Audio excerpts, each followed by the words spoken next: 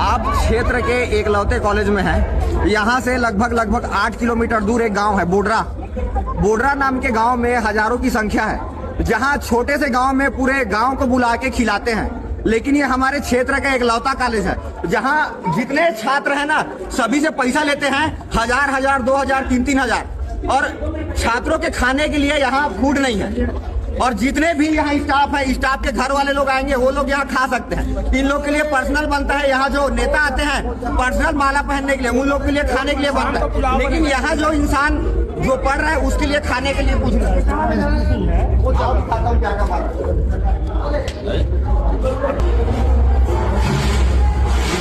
मटर पनीर, गोभी,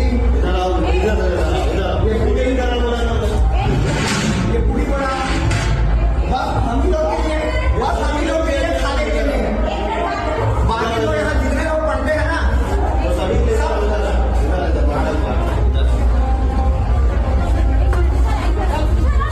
सबके लिए है, बस छात्र लोग के लिए यहाँ खाने के लिए नहीं है। जितने भी स्टाफ के लोग हैं ना सबके घर वाले लोग आएंगे, उनके सबके खाने के लिए है। हम लोग यहाँ साल भर एडमिशन के लिए फीस देते हैं, उन लोग के लिए पैसा नहीं है।